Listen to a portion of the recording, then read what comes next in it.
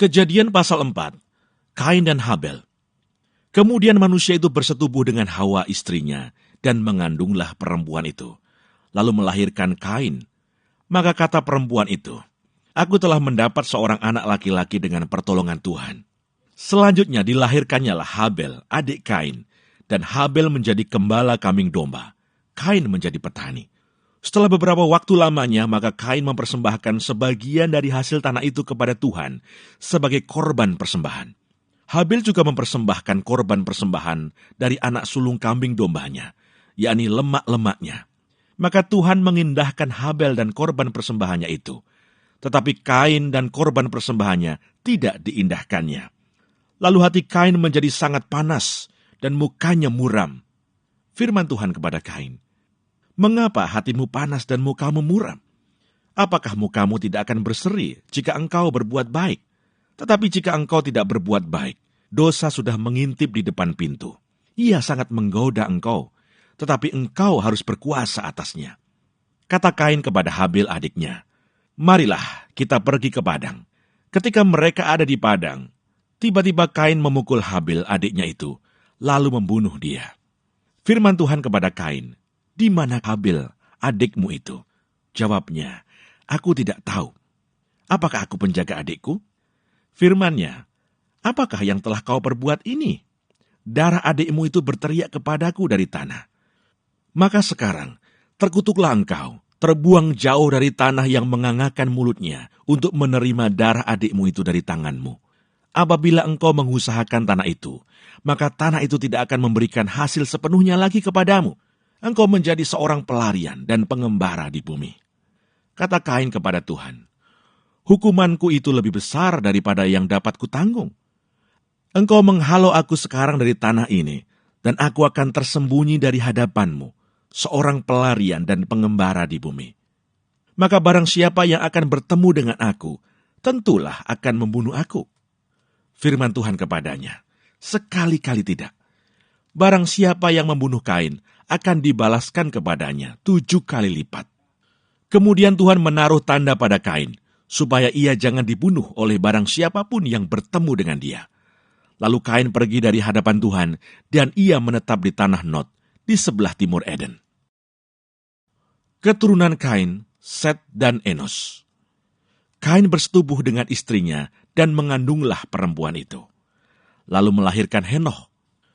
Kemudian Kain mendirikan suatu kota, dan dinamainya kota itu Henoh, menurut nama anaknya. Bagi Henoh, lahirlah Irad. Dan Irad itu memperanakkan Mehujael, dan Mehujael memperanakkan Metusael, dan Metusael memperanakkan Lameh. Lameh mengambil istri 2 orang, yang satu namanya Ada, yang lain Sila. Ada itu melahirkan Yabal. Dialah yang menjadi bapa orang yang diam dalam kemah dan memelihara ternak. Nama adiknya ialah Yubal. Dialah yang menjadi bapa semua orang yang memainkan kecapi dan suling. Sila juga melahirkan anak, yakni Tubal Kain, bapa semua tukang tembaga dan tukang besi. Adik perempuan Tubal Kain ialah Naamah. Berkatalah Lameh kepada kedua istrinya itu, "Ada dan Sila, dengarkanlah suaraku. Hai istri-istri Lameh, pasanglah telingamu kepada perkataanku ini. Aku telah membunuh seorang laki-laki karena ia melukai aku. Membunuh seorang muda karena ia memukul aku sampai bengkak. Sebab jika Kain harus dibalaskan 7 kali lipat, maka Lameh 77 kali lipat." Adam bersetubuh pula dengan istrinya. Lalu perempuan itu melahirkan seorang anak laki-laki dan menamainya Set. Sebab katanya, "Allah telah mengaruniakan kepadaku anak yang lain sebagai ganti Habel, sebab Kain telah membunuhnya." Lahirlah seorang anak laki-laki bagi Set juga, dan anak itu dinamainya Enos. Waktu itulah orang mulai memanggil nama Tuhan. Kejadian pasal 5. Keturunan Adam. Inilah daftar keturunan Adam. Pada waktu manusia itu diciptakan oleh Allah, dibuatnyalah dia menurut rupa Allah. Laki-laki dan perempuan diciptakannya mereka. Ia memberkati mereka dan memberikan nama manusia kepada mereka pada waktu mereka diciptakan. Setelah Adam hidup 130 tahun, ia memperanakkan seorang laki-laki menurut rupa dan gambarnya, lalu memberi nama Set kepadanya. Umur Adam setelah memperanakkan Set 800 tahun, dan ia memperanakkan anak-anak lelaki dan perempuan. Jadi Adam mencapai umur 930 tahun, lalu ia mati. Setelah Set hidup 105 tahun, ia memperanakkan Enos.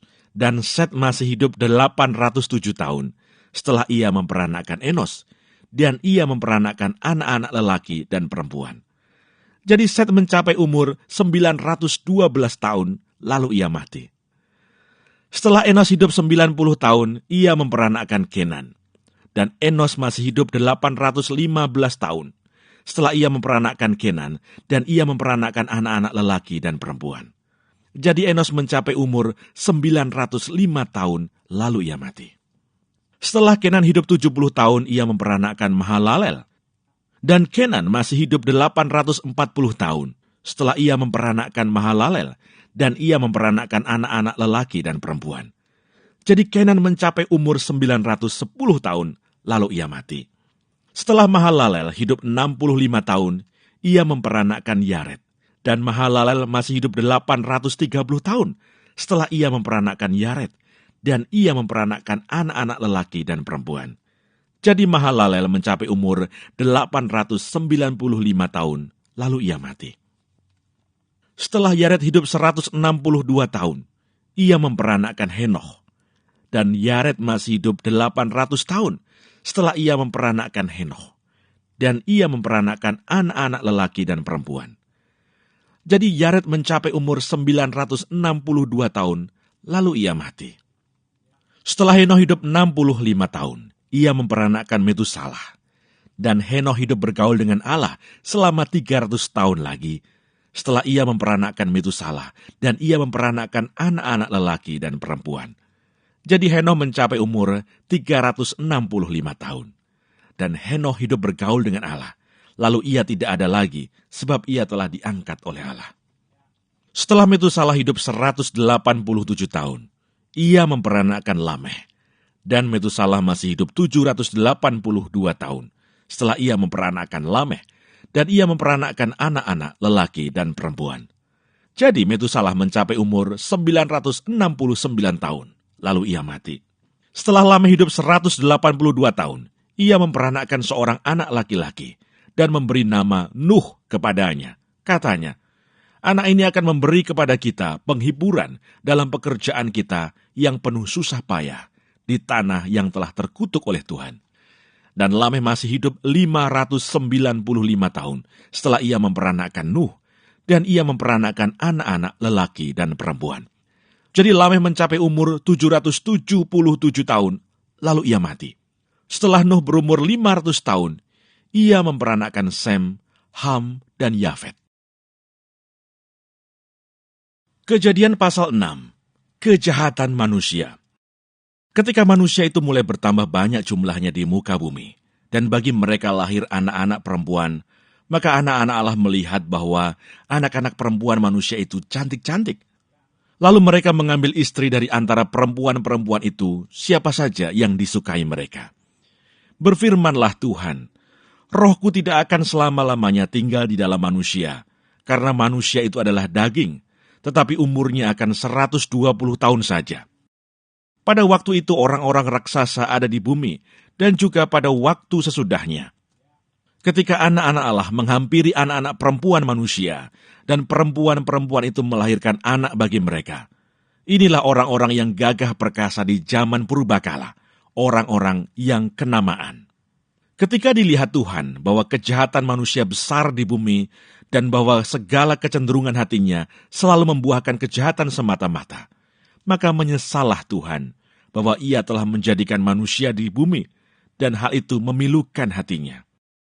Berfirmanlah Tuhan, Aku akan menghapuskan manusia yang telah kuciptakan itu dari muka bumi, baik manusia maupun hewan dan binatang-binatang melata dan burung-burung di udara. Sebab aku menyesal bahwa aku telah menjadikan mereka.